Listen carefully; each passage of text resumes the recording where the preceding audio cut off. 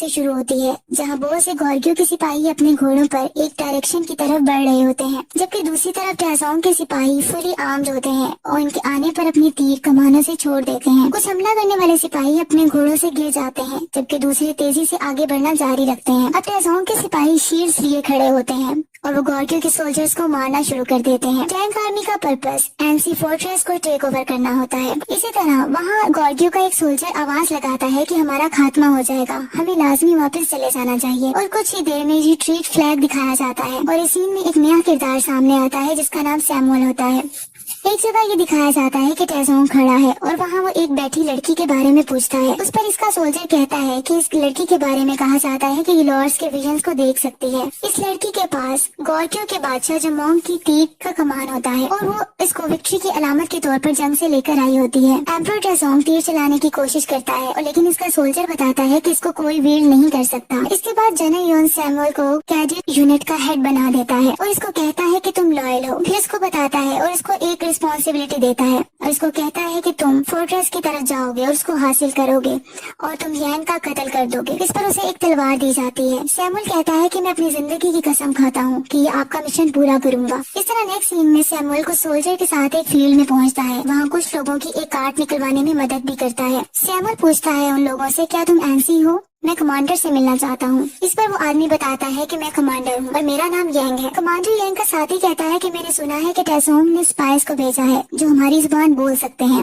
ये लाजमी वही लोग होंगे। सैमुअल के सोल्जर्स ये सुनकर तलवार निकाल लेते हैं लेकिन मारे जाते हैं। फिर सैमुअल की तरफ तलवार लेकर बढ़ा जाता है लेकिन यांग अपने साथी को मना कर देता है और इसे साथ लाने का कहता है और ये भी कहता है कि हम इन्वेस्टिगेट करेंगे। फिर सैमुअल को यांग अब एक जगह ले आता है और इसे इंटेरोगेशन करता है और इसे कहता है कि योन्स के आदमी मुझे गद्दार कहते हैं, तुम यहाँ गद्दार के फोर्ट्रेस में वापस आ गए हो। और सैमुअल बताता है कि दुश्मन मेरा पीछा कर रहे हैं, मैं अगर इसे पसंद करूँ या ना करूँ, एनसी मेरा घर है।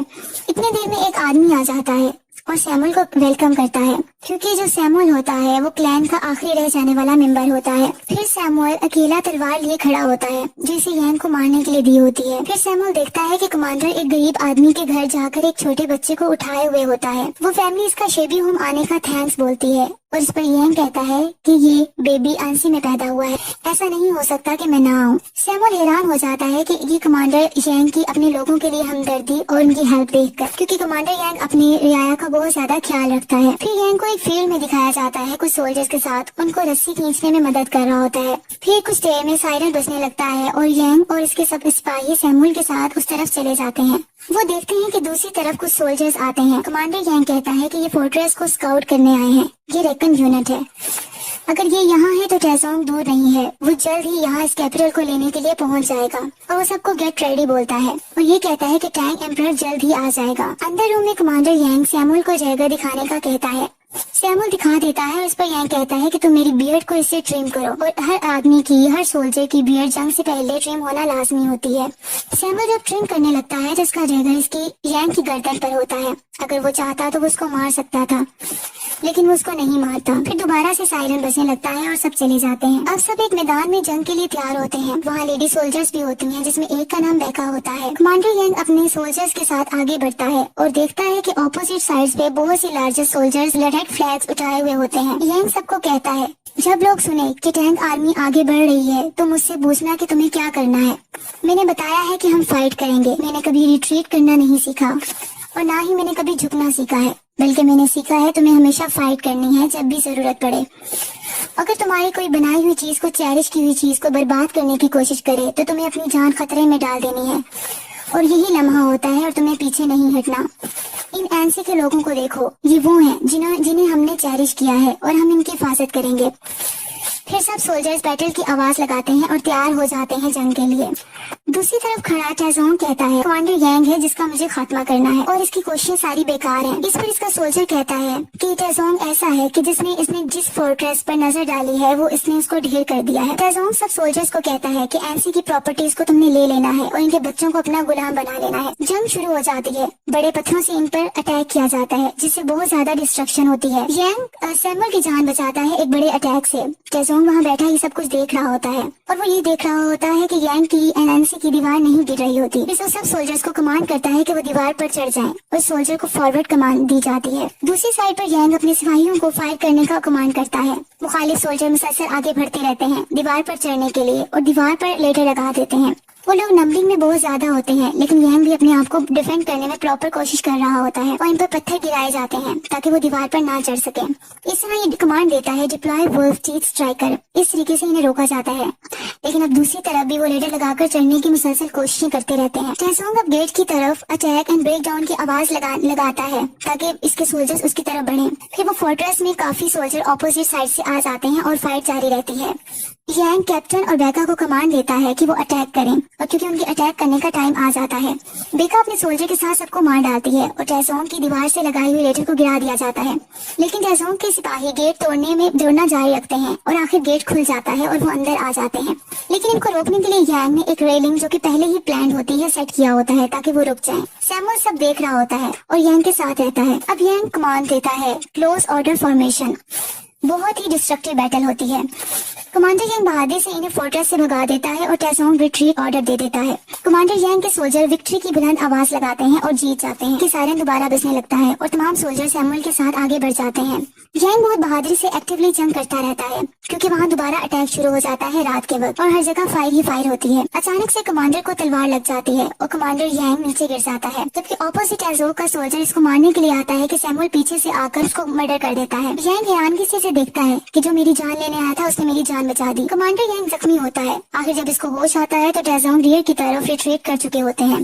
फिर दोबारा गैदरिंग होती है। दूसरी तरफ टैसोंग कह रहा होता है कि मैंने वास्ट लैंड को बहुत ज्यादा हजारों किलोमीटर को हर सिम पर फतह किया है, लेकिन मैं एक छोटे से फोर्ट्रेस को अभी डिस्ट्रॉय क्यों नहीं कर पा रहा, और वो गुस्से में आ जाता है। इसी लड़की को जिसके पास वो कमान होती है कमांडर यांग की तरफ भेजता है। वो लड़की वो कमान कमांडर यांग के सामने रख देती है जो कि बादशाह जमांग की होती है। वो बताती है कि मुझे टैसोंग ने भेजा है। वो तुम्हें एक ऑप्शन दे रहा है कि अपने आखिरी अटैक से पहले वो डर्ट मॉन्ट बना रहा है और एंसे से बुलंद बनाएगा और तुम पर अटैक करेगा, और वो कहता है कि फिर तुम इसके अटैक से बच नहीं सकोगे। इसके अलावा वो ये भी बताती है कि टैसोंग के आदमी बहुत बड़ा हमला करेंगे और अपने तीरों को बारिश की तरह भेजेंगे। अगर तुम हार मान जाते हो तुम्हें हर चीज ऑफर करेगा। एक दफा जजमेंट कंप्लीट हो जाए तो सब खत्म हो जाएगा। लेकिन यह कहता है कि मैं एंसी का डिफेंड करना चाहता हूँ। टैसोंग को बताया जाता है कि प्रोग्रेस बहुत तेजी से है और 2 मंथ्स में प्रोजेक्ट को हम मुकम्मल कर लेंगे, सर्दियाँ आने से पहले पहले। देखने वालों की नजर में वो डर्टमन वो हकीकत में एक बहुत बड़ा माउंटेन बना रहे होते हैं। दूसरी तरफ कमांडर यांग समझता है कि हम गद्दार हैं, जैसे कि सैमुअल इसे बताता है। सैमुअल इसे इजाजत लेता है। वो कहता है कि अगर आप मुझे इजाजत दें तो मैं जनरल योन के पास चला जाऊं। मैं आपको महसूस करता हूं, लेकिन योन कभी अपना माइंड चेंज नहीं कर सकता। इसी तरह वो उससे ऑर्डर कहता है कि मुझे ऑर्डर दिया जाए। दूसरी तरफ कैप्टन जो कि यांग का होता है वो उसकी टैसोंग की तरफ हमला करने का कहता है उसकी कंस्ट्रक्शन के दौरान। आखिर उसको यांग से इजाजत मिल जाती है, लेकिन बेका सोल्जर कहती है कि टैंक्स HQ में जाना खुदकुशी करने जैसा है। अगर वो कैप्टन जीतेगा नहीं या वापस आ जाता है तो कोई मतलब फायदा नहीं होगा। यांग कहता है हमारे पास बस यही रास्ता है। टैसोंग के सोल्जर्स बैटल की तैयारियों में होते हैं। वहाँ कैप्टन जाकर अटैक कर देता है रात के अंधेरे में, लेकिन वो एक ट्रैप होता है और कैप्टन को बुरे तरीके से जख्मी कर दिया जाता है और इसको वापस भेज दिया जाता है। आखिरकार कैप्टन मर जाता है। बेका कैप्टन की डेड बॉडी की तरफ आती है और बहुत रोती है, लेकिन बाद में पता चलता है कि वही लड़की जिसके पास जमोंग की कमान थी उसने एक एरो के थ्रू उनको पैगाम भेजा था और एक ट्रैप बिछा दिया गया था। उस लड़की को सोल्जर्स की तरफ से मार दिया जाता है। फिर बेका टैसोंग के सिपाहियों के पास चली जाती है सिर्फ कैप्टन का बदला लेने के लिए और टैसोंग से फाइट करती है और इसको भी मार दिया जाता है और उसकी बॉडी को रिटर्न कर दिया जाता है। नेक्स्ट सीन में सैमुअल जनरल योन के पास चला जाता है। वो योन को कहता है कि कमांडर एनसी अपने आदमी अपनी जिंदगी के लिए लड़ रहे हैं और एनसी लोगों के लिए। और इसके अलावा ये भी बताता है कि जैसे ही मर्ड मुकम्मल हो जाएगा एनसी खतरे में आ जाएगा। यह गद्दार नहीं है, वो गॉर्गियो का दूसरा आदमी है। जनरल योन ये सुनकर कहता है कि क्या तुम्हें मैंने इसलिए भेजा था ताकि तुम मेरे ऑर्डर्स को फॉलो ना करो, और मैंने तुम्हें आंसी इसलिए नहीं भेजा था कि तुम ये इल्फाज बोलो। इसके बाद वो अपनी स्वॉर्ड इसकी गर्दन पर रख देता है। इसके बाद सैमुअल इसको समझाता है कि यांग इस मुल्क का शहरी है, इसको गद्दार कहा जाता है, लेकिन फिर भी वो एनसी के लोग इसके लिए फाइट करना चाहते हैं। वो इससे जनरल योन से रिक्वेस्ट करता है कि एनसी की हेल्प की जाए और उसे बचा लिया जाए। उसी तरफ कमांडर यांग अपने सिपाहियों के साथ बहुत सारी प्लानिंग कर रहे होते हैं। जैसे कि कमांडर यांग के सिपाही कहते हैं कि यहाँ की सॉइल में बहुत से पीबल्स हैं, वो दूसरे टाइप में सही मिक्स नहीं हो सकती। अगर हम मर्द के अंदर डिग कर देते हैं तो वो टॉपल कर सकती है। दूसरा कहता है कि बिल्कुल सही, ये आसानी से गिर सकती है और हम गार बनाते हैं, लेकिन गार बनाना भी आसान नहीं है। इस तरह यांग कहता है कि मैं तुम सब पर ट्रस्ट करता हूँ कि ये होगा। दूसरी तरफ टेसोंग बैटल की तैयारियों में मसरूफ होता है और सिपाही मुसलसल काम करते रहते हैं और आखिर एक शानदार दीवार कायम कर देते हैं और कहते हैं कि ये वाकई एक शानदार व्यू है। टेसोंग अपने सोल्जर्स का काम मुकम्मल करने पर सबको फीस देता है और सबका खाने का इंतजाम करता है और ये कहता है कि एनसी को हम कल गिरा देंगे। फिर इसी तरह यांग अपनी बैटल की तैयारियों में मसरूफ होता है। इसका सोल्जर बताता है कि काम मुकम्मल हो गया है टॉपल करने के लिए। इस रात बिजली बहुत तेज चमकती है और तेज बारिश होती है। यांग के सोल्जर्स कहते हैं कि ये पानी से भर जाएगा इससे पहले कि हम इसको नॉक डाउन करें। इस तरह नेक्स्ट मॉर्निंग तमाम टेसोंग के सोल्जर्स बहुत ज्यादा तादाद में एक सीक्वेंस से खड़े होते हैं, जबकि यांग के सोल्जर्स नीचे बनी हुई केव में पानी के अंदर होते हैं और वहाँ पानी खड़ा हो चुका होता है और पूछते हैं कि हमें क्या करना चाहिए। इनमें से एक कहता है कि हम अपनी कुल्हाड़ियों से इसको चॉप कर सकते हैं। जैसी जगह इन्होंने बनाई होती है वो पानी से भर जाती है। वहाँ जाकर वो कॉलम्स को काटने लग जाते हैं अपनी कुल्हाड़ियों के जरिए। जंग शुरू होने लगती है जबकि यांग के सोल्जर उस केव में मुसलसल कॉलम्स को तोड़ रहे होते हैं। जैसे ही टेसोंग के सिपाही हमले के लिए इस बनी हुई जगह पर स्किलफुली आते हैं, वो गार्ड से यांग के सोल्जर इसकी रूट्स को खत्म करने लग जाते हैं, जिससे वो बनी हुई जगह हिलने लगती है और वो बना हुआ डर्ट मन गिरने लग जाता है। यांग के सोल्जर्स उस कार में अपनी जान की कुर्बानी दे देते हैं सिर्फ एनसी पीपल को बचाने के लिए। और इस तरह टेसोंग आर्मी की जो टेसोंग की आर्मी होती है वो मर्न से नीचे गिरना शुरू हो जाती है और प्लानिंग कामयाब हो जाती है। टेसोंग की आर्मी डिस्ट्रॉय हो जाती है और बहुत बड़ी डिस्ट्रक्शन होती है। अब यांग आगे बढ़ने की कमांड करता है और एनसी सोल्जर्स हमला कर देते हैं। यांग खुद भी तलवार लेकर उन पर हमला करता है और आगे बढ़ता रहता है। सब खुशी से आवाजें बुलंद करते हैं और फाइट मुसलसल होती रहती है। टेसोंग कहता है कि मुझे यांग का सर प्लेट पर रखा चाहिए, मैं नहीं रुकूंगा जबकि एनसी हमारा ना हो जाए और नॉन स्टॉप अटैक जारी रखो। अटैक दोनों तरफ से बराबर होते रहते हैं और इससे एरोज एक दूसरे पर गिराए जाते हैं। इवन के वार होते होते रात हो जाती है। अटैक्स मुसलसल जारी रहते हैं। यांग अपने सिपाहियों का हौसला बुलंद करता रहता है कि वो हिम्मत न हारे। नेक्स्ट मॉर्निंग भी ऐसा होता रहता है। अब यांग के हाथ भी बहुत ज्यादा जख्मी हो जाते हैं क्योंकि मुसलसल फाइटिंग हो रही होती है। अब यांग बादशाह जमोंग की कमान मंगवा लेता है और अपने सोल्जर्स को लाने का कहता है, लेकिन दूसरी तरफ सोल्जर कहता है कि इसको कोई वीर नहीं कर सकता। लेकिन यांग कहता है कि हॉली किंग जमोंग ने इसको यूज किया था। इस पर यांग अपने लॉर्ड से मदद मांगता है और दोबारा तीर को मान से निकालने की कोशिश करता है और कहता है कि हम इस वार को खत्म करेंगे और सबकी कुर्बानियों को ज़हन में लाकर तीर छोड़ना शुरू कर देता है। फिर एक लंबी खामोशी हो जाती है कि जमोंग की कमान से निकला हुआ तीर टेसोंग की डायरेक्टली आंख में जाकर लगता है। वो एक आंख से ब्लाइंड हो जाता है। फिर यांग की पूरी आर्मी पूरी करेज के साथ इनकी तरफ बढ़ती है। टेसोंग अपनी हार कबूल कर लेता है और कहता है आई हैव लॉस्ट। सैमुअल अपनी गॉर्गियो की आर्मी को लेकर भी वहां पहुंच जाता है और सब अब विक्टर्स बन जाते हैं। बादशाह टेसोंग स्क्यूब हो जाता है और अपनी जंग में दम तोड़ जाता है और वो दूसरों को बताता है कि गॉर्गियो पर हमला ना करना। फिर इसी तरह लास्ट सीन में यांग और सैमुअल आपस में बात कर रहे होते हैं एनसी फोर्ट्रेस के बारे में। इस तरह थोड़ी सी डिस्कशन के बाद सैमुअल वहां घोड़े पर सवार होकर चला जाता है।